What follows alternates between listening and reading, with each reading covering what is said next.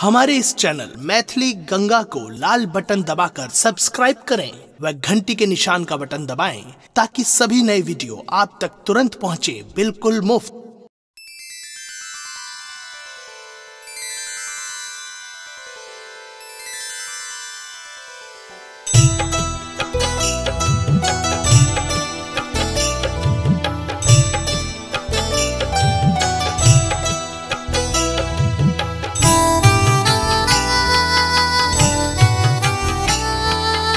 अपने सुन रहल छी गंगा कैसेट की प्रस्तुति।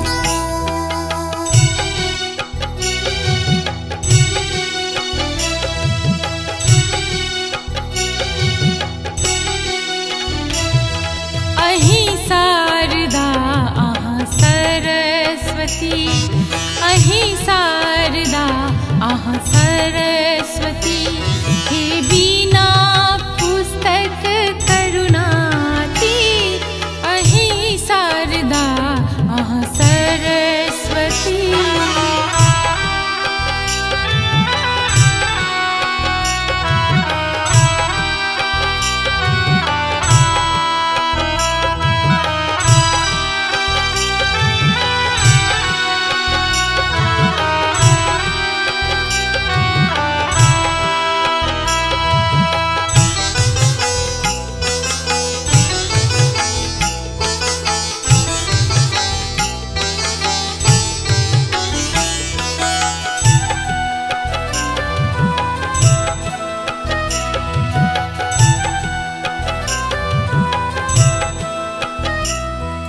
श्वेत कमल पर विराजनी, हे सब गुण संपन्न सुभासिनी,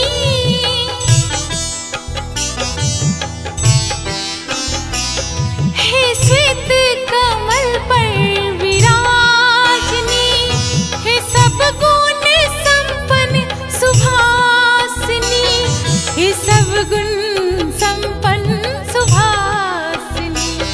हे सुर संगीतक स्वामिनी, हे सुर संगीतक स्वामिनी, हे बीना पुस्तक करुणाती, अहि शारदा अहाँ सरस्वती।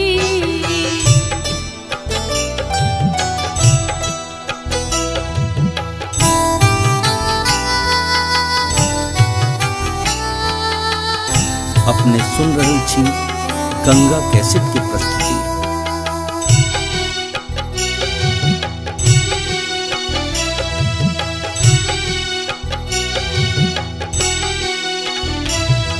अहि जगदम्बा मां सरस्वती, हे जगतक व्यापिनी भगवती,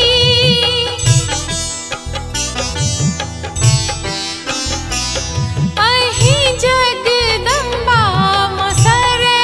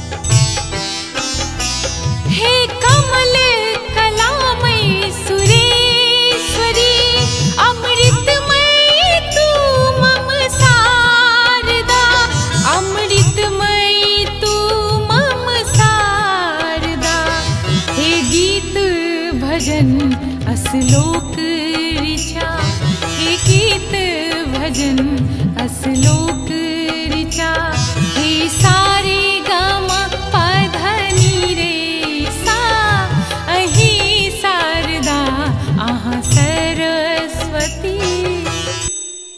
हमारे इस चैनल मैथिली गंगा को लाल बटन दबाकर सब्सक्राइब करें व घंटी के निशान का बटन दबाएं ताकि सभी नए वीडियो आप तक तुरंत पहुंचे बिल्कुल मुफ्त।